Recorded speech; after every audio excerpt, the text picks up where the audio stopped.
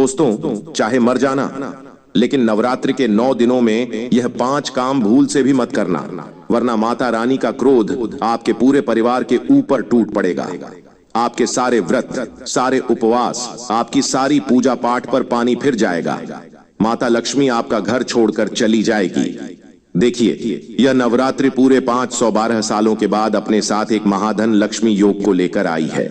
इस नवरात्रि में अगर माता रानी को आपने प्रसन्न कर दिया तो आपको इतना धन मिलेगा, इतनी खुशियां मिलेगी कि आप दोस्तों खुशी से पागल हो जाएंगे। जिस चीज के लिए आप पिछले 7 जन्मों से इंतजार कर रहे थे, वह यह 9 दिनों में आपको मिल जाएगा।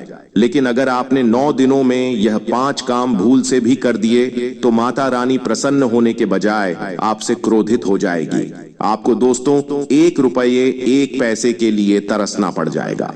देखिए, हर कोई चाहता है कि नवरात्रि के 9 दिनों में माता रानी उसके घर पधारे, माता रानी की उसे कृपा मिले। आप में से बहुत सारे लोग व्रत रखेंगे, उपवास रखेंगे, कोई चप्पल छोड़ देगा माता रानी को प्रसन्न करने के लिए। लेकिन दोस्तों, अगर जाने अनजाने में आप कुछ गलत काम कर जाते हैं, जी जानकारी के अभाव में, तो दोस्तों आप करेंगे, यही करेंगे आप में से कई लोग। दोस्तों, बिना जानकारी के कुछ न कुछ नवरात्रि के दिनों में कर ही देंगे, और उससे क्या होगा? माता रानी को कष्ट पहुंचेगा। माता रानी फिर आपके घर से नाराज होकर चली जाएगी। माता रानी आपके घर के द्वार से ही बाहर चली जाएगी और आपके घर पधारेगी नहीं। फिर इंसान के जीवन में दोस्तों घोर संकट आते हैं, घोर विपदाएं आती हैं, उसका कर्ज बढ़ जाता है, अकाल मृत्यु उसे सताती है। देखें, नवरात्रि के दिनों में जिस तरह से माता रानी अपने भक्तों के हालचाल लेने के लिए धरती पर आती हैं, वैसा ही भूत पिशाच प्रेतात्मा भी इन नवरात्रि के दिनों में बहुत ज्यादा आक्रामक हो जाते हैं। साथ ही साथ काला जादू, तंत्र मंत्र भी इन नवरात्रि के दिनों में बहुत ज्यादा किया जाता है। आप सभी यह बात तो जानते ही होंगे, और ऐसे में अगर आपके द्वारा कुछ गलत कार्य हो गए गाने अनजाने में, तो यह सारी बला आपकी जिंदगी को नरक बना सकती है। इसलिए सावधान रहना बहुत जरूरी है। आज इस वीडियो में मैं आपको बताऊंगा कि आपको कौन से 5 काम नहीं करने चाहिए इस नवरात्रि में, और साथ ही कौन से कार्य करने चाहिए इन नवरात्रि के दिनों में। आपके खास उपाय करें जिससे माता रानी आपका धन दौलत का भंडार आपके घर में भर दे, आपके सारे संकट मिटाए, आपकी जिंदगी से सारे संकट दूर करें। वीडियो में मेरे साथ शुरू से लेकर अंत तक बने रहिएगा। बहुत बहुत गंभीर जानकारियां आज मैं आपको इस वीडियो के माध्यम से नवरात्रि के बारे में देने वाला हूं। देखिए दोस्तों, सबसे पहले कार्ड की ओर बढ़ते हैं। बिल्कुल ध्यान से सुनिए। नवरात्रि के दिनों में भूल से भी सुनसान जगह पर मत जाना। सुनसान जगह पर भूल से भी नहीं जाना है, क्योंकि नवरात्रि के इन दिनों में नकारात्मक शक्तियां अपने चरम पर होती हैं। इधर उधर नकारात्मक शक्तियां, भूत प्रेत पिशाच आत्माएं भटकती रहती हैं। इसलिए नवरात्रि के इन दिनों में सुनसान जगह हो गई, या फिर पीपल का पेड़ हो गया, नीम का पेड़ हो गया, इमली के पेड़ हो गए। रात्रि में खास करके इन पेड़ों के नीचे भी नहीं जाना चाहिए। नवरात्रि में आप देखेंगे दोस्तों, काला जादू, तंत्र मंत्र बहुत किया जाता है। कोई अपने दुश्मन को मिटाने के लिए, तो कोई अपने प्रतिद्वंद्वी को हराने के लिए, तो कोई जलन की भावना से किसी से बदला लेने के लिए काला जादू तंत्र मंत्र करवाता है। और वह तंत्र मंत्र किसी तिर पर किया जाता है, कोई टोटका किया जाता है। तो आपको दोस्तों हर चौराहे पर, हर तिराहे पर ऐसे टोटके मिलेंगे ही मिलेंगे। इन टोटकों से बिल्कुल दूर होकर आपको गुजरना है। इन टोटकों पर आपका पैर नहीं पड़ना चाहिए। का पैर पड़ गया तो वह सारी बला आपके ऊपर भी आ सकती है। इसीलिए ऐसी जगह से दूर होकर गुजरे। अगली बात दोस्तों, आप लोग माता रानी की पूजा अर्चना तो करते ही हैं, खास करके दोस्तों व्रत भी रखते हैं। कुछ लोग चप्पल भी छोड़ते हैं, बहुत अच्छी बात है, सबकी अपनी अपनी श्रद्धा होती है। लेकिन इसके अलावा दोस्तों, आप दैनिक जीवन में यानी कि रोजमर्रा की जिंदगी में कुछ ऐसी गलतियां कर जाएंगे जिससे आपके सारे व्रत, सारे उपवास का फल आपको नहीं मिलेगा, और उल्टा माता रानी हो सकती है आपका घर छोड़कर जा सकती है। इंसान के जीवन में फिर भूखमरी छा जाती है। उसके जीवन में कभी भी फिर माता लक्ष्मी नहीं टिकती। उसके ऊपर अकाल मृत्यु का भी संकट मंडराता है। इसलिए बचना बहुत जरूरी है। आखिर कौन से हैं वह काम? देखिए, आगे बढ़ूं उससे पहले वीडियो को लाइक जरूर कर देना। इतनी गंभीर वीडियो आज आपके लिए बनाई है, इसलिए वीडियो को लाइक करना बिल्कुल ना भूलें और नीचे कमेंट बॉक्स में सच्चे मन सच्ची श्रद्धा से 3 बार जय माता दी, जय माता दी, जय माता दी जरूर लिखेगा। जो भी व्यक्ति कमेंट बॉक्स में 3 बार जय माता दी लिखेगा, माता रानी उसे अगले 24 घंटों के अंदर एक बहुत बड़ी खुशखबरी देगी। तो आइए जानते हैं दोस्तों, ध्यान से सुनिए। अक्सर दोस्तों, घर में कभी कभी छोटी सी बात को लेकर पतंगगढ़ बन जाता है। लड़ाई झगड़े हो जाते हैं। कभी कभी कोई पति अपनी पत्नी को डांट देता है तो कोई पत्नी अपने पति के ऊपर चिल्ला देती है। कभी कभी कोई बच्चे होते हैं जो चिड़चिड़ करते हैं तो माता पिता अपने बच्चों को भी मारते हैं। कभी कभी घर के जो बच्चे हैं घर के बूढ़ों को भी डांट देते हैं, फटकार देते हैं या बूढ़ों का अपमान भी कर देते हैं। लेकिन यह बहुत बहुत गंभीर दिक्कत है दोस्तों। नवरात्रि के 9 दिन एक त्योहार है। माता रानी आपके घर पधारेगी। अच्छे से आपको माता रानी का आदर्श सम्मान पूजा पाठ करनी है। ऐसे में अपने घर की खास करके लक्ष्मी कौन है? आपके घर की लक्ष्मी है आपकी पत्नी, आपके घर की माँ, आपके घर की बच्ची, वही है आपके घर की असली लक्ष्मी। आपके घर की बच्ची वही है आपके घर की असली लक्ष्मी। कोशिश करें कि आपको अपने घर की लक्ष्मी के आदर्श सम्मान में कोई कमी नहीं आने देना है। अपनी घर की लक्ष्मी का कभी भी अनादर नहीं करें। नवरात्रि के इन दिनों में किसी भी स्त्री को आप कुछ गलत अपने मुंह से न बोलें, ना ही किसी स्त्री के प्रति मन में गलत विचार लाएं। अगर ऐसा हो गया, घर में लड़ाई हुई, झगड़े हुए, किसी स्त्री को गलत बोला गया, घर के वातावरण में अगर कोई गलत चीज हुई तो आपको बहुत ज्यादा पछताना पड़ सकता है। माता रानी आपसे नाराज हो जाएगी तो आपको हर तरफ से फिर संकट का सामना करना पड़ेगा। इसलिए नवरात्रि के इन दिनों में घर में लड़ाई झगड़े नहीं करने। पति पत्नी इन दिनों अच्छे से प्रेम से रहें। घर में माता पिता का सम्मान करें, अपने बूढ़ों का सम्मान करें और घर में खुशी भरा वातावरण रखें, क्योंकि माता रानी किसी भी रूप में घर में पधारेगी। और जब वह माता रानी किसी रूप में घर में पधारती है, चाहे वह अदृश्य होकर ही क्यों ना हो, और जब आप घर में लड़ाइयां करेंगे तो फिर माता रानी आपके घर में पल भर भी नहीं टिकेगी और आपको माता रानी का क्रोध अलग से सहना पड़ेगा। अब अगली चीज दोस्तों, ध्यान से सुनिए। नवरात्रि की रातों में पेड़ों के आसपास नकारात्मक शक्तियां होती हैं जो आपको भी लग सकती हैं, इसलिए पेड़ों के नीचे कम रहिएगा। साथ ही नवरात्रि के दिनों में काले कपड़े पहनने का आजकल चलन हो गया है।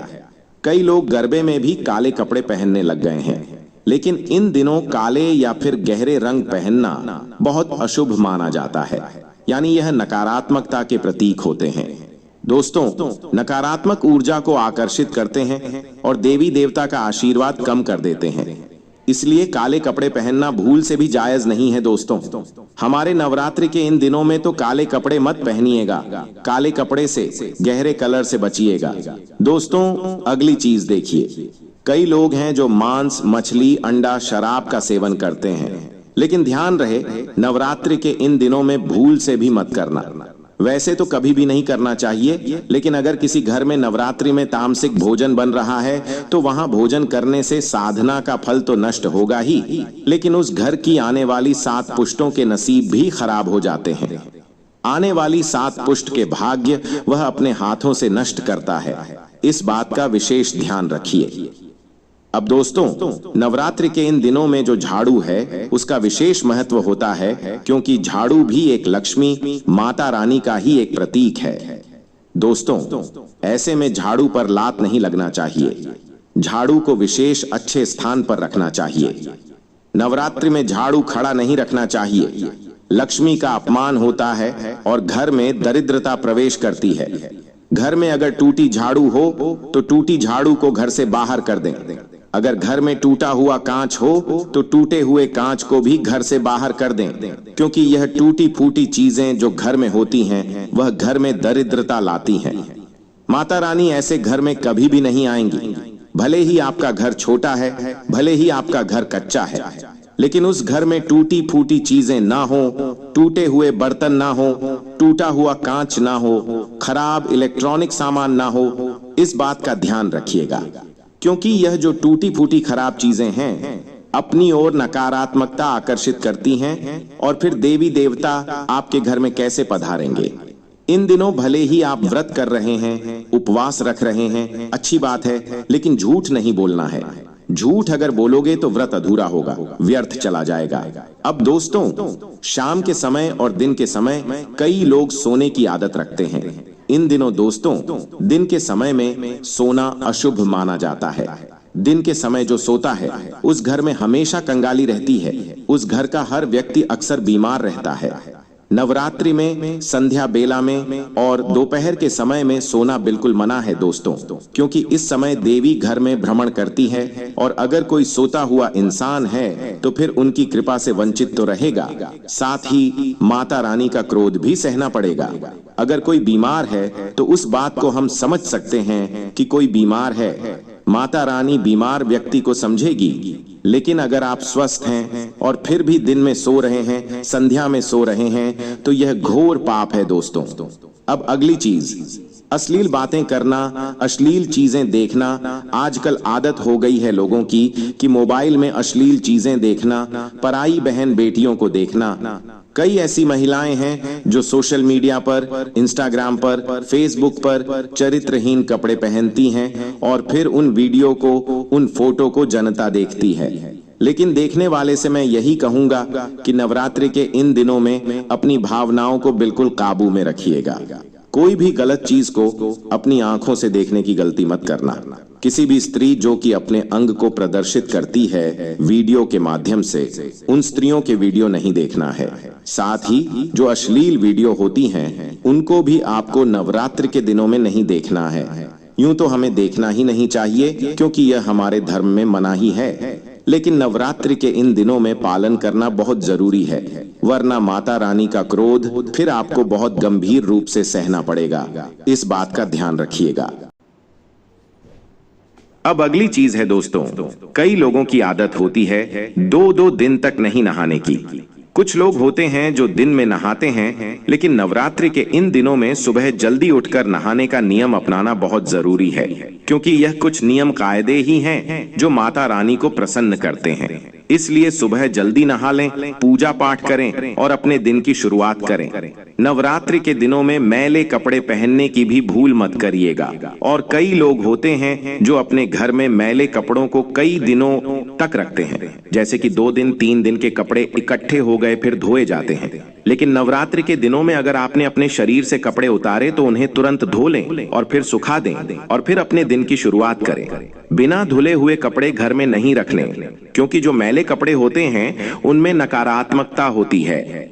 मैले कपड़ों के अंदर दोस्तों इधर उधर अगर हम कितनी जगह गए, वहां से नकारात्मकता हमारे कपड़ों में आई और वो कपड़े फिर हमने अपने घर में रख दिए, 2 दिन 3 दिन तक पड़े रहे, वो धुले नहीं, और फिर वो क्या होगा, हमारे घर में प्रेत आत्माओं को आकर्षित करेगा, हमारे घर में बुरी शक्ति आएगी, हमारे घर में बीमारियां आएंगी और माता रानी तो फिर प्रसन्न ही नहीं होंगी। इसलिए बुरी चीजें देखना भी नहीं है और गंदे कपड़े घर में रखना भी नहीं है।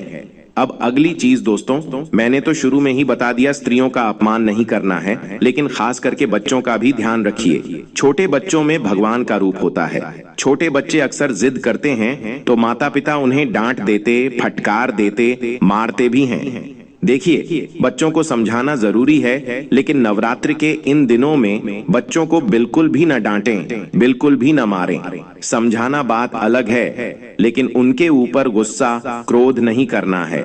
और हाँ, किसी को भी नवरात्रि के दिनों में खाली हाथ से घर से नहीं लौटाना है। अगर कोई आपके घर पर आता है कुछ मांगने तो उसे खाली हाथ मत लौटाइएगा। कोई जरूरतमंद अगर आता है तो उसे कुछ न कुछ अवश्य दें, अपनी श्रद्धा अनुसार। कोई पड़ोसी भी अगर घर पर मांगने आ जाए तो उसे भी खाली न जाने दें। इन दिनों घर आने वाले मेहमान को या फिर कोई भिखारी को या फिर कोई वृद्ध को, कोई ब्राह्मण को, कोई साधु को खाली नहीं लौटाना है।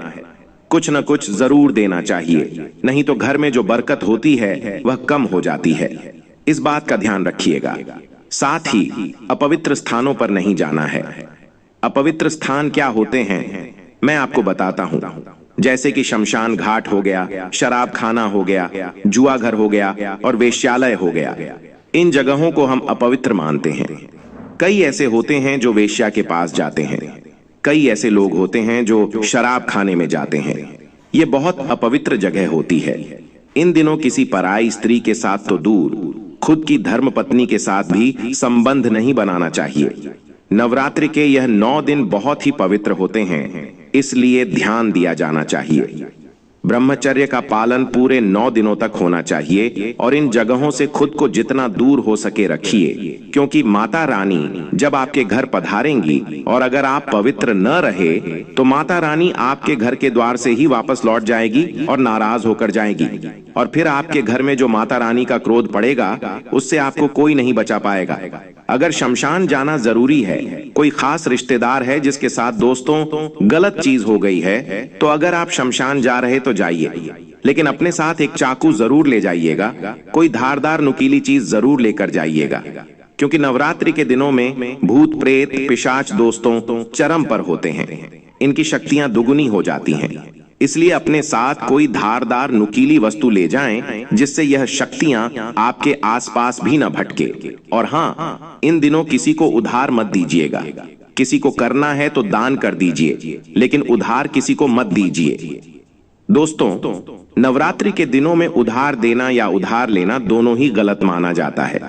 माता रानी नाराज होती हैं, घर की समृद्धि चली जाती है, घर की बरकत चली जाती है। माता लक्ष्मी किसी और को दोगे तो फिर माता लक्ष्मी फिर उसी इंसान के पास जाएगी, आपके पास क्यों रहेगी। और हाँ दोस्तों, अगली चीज ध्यान रखिए कि जो रिश्तेदार मांसाहारी भोजन खाता है, जो रिश्तेदार वेश्याओं के पास जाता है, जो रिश्तेदार बुरी संगत का है, जुआ खेलता है, शराब पीता है, ऐसे रिश्तेदार को न घर में आने देना है, न उस रिश्तेदार के घर जाना है नवरात्रि के इन दिनों में। और हाँ, ऐसे रिश्तेदारों से तो 9 दिनों तक बात भी न करें। गंदे विचार वाले लोगों से भी दूर रहें। नवरात्रि पवित्र त्योहार है, माता रानी को हमें प्रसन्न करना है।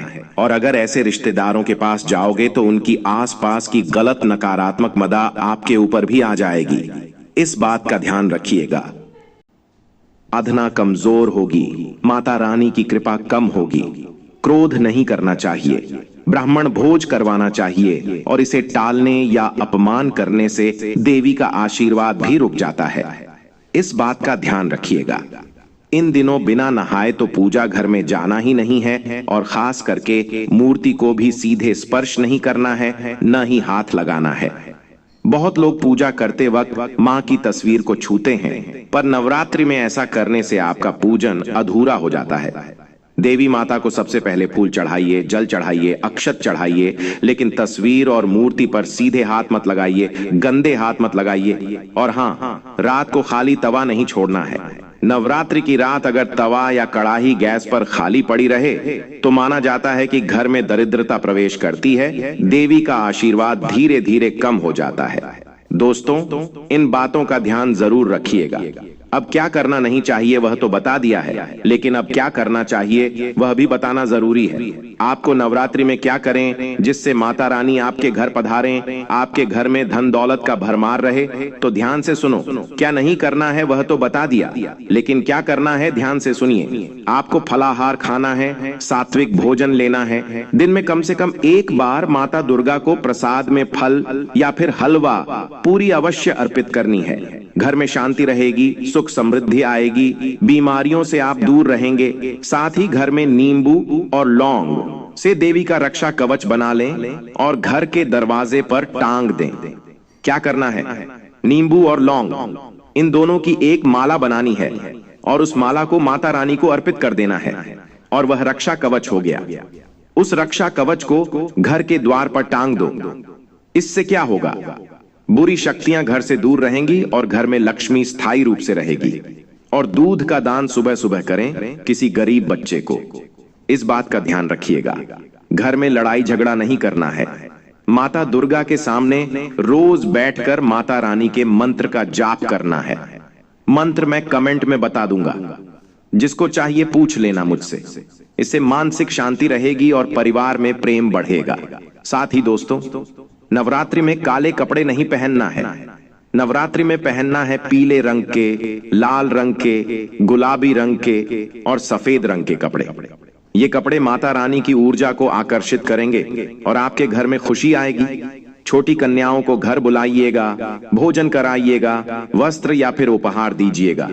माता लक्ष्मी का स्थायी वास हो जाएगा और हमेशा आपके घर में धन दौलत की भरमार रहेगी। सुबह जल्दी उठिए, नहाइए, धोइए, जल को अर्घ्य दीजिए। जी हाँ दोस्तों, सूर्य को अर्घ्य देना है, इस बात का ध्यान रखिएगा और उसके बाद अपनी पूजा पाठ करिएगा। सुबह ब्रह्म मुहूर्त में उठ जाएं तो बहुत अच्छा है, नहीं तो कम से कम 6 बजे से पहले तो उठ ही जाएं। किसी ब्राह्मण, किसी साधक या किसी साधु संत को भोजन कराइएगा तो दोस्तों यह और भी अच्छा होगा। और हाँ, एक और बात जाते जाते, अपने घर के पूजा घर में तो अवश्य आप सफाई करते हैं, लेकिन किसी मंदिर में जाइएगा और वहां पर आपको सफाई करनी है। झाड़ू पोंछा वहां पर करना है, सफाई करना यानी कि श्रमदान देना है किसी भी मंदिर में जाकर। इससे माता रानी बहुत जल्दी प्रसन्न हो जाएगी। तो दोस्तों, आज की वीडियो में बस इतना ही। आशा है ये वीडियो आपको पसंद आई होगी। अगर कोई सवाल हो तो कमेंट जरूर पूछ सकते हैं। अभी के लिए धन्यवाद।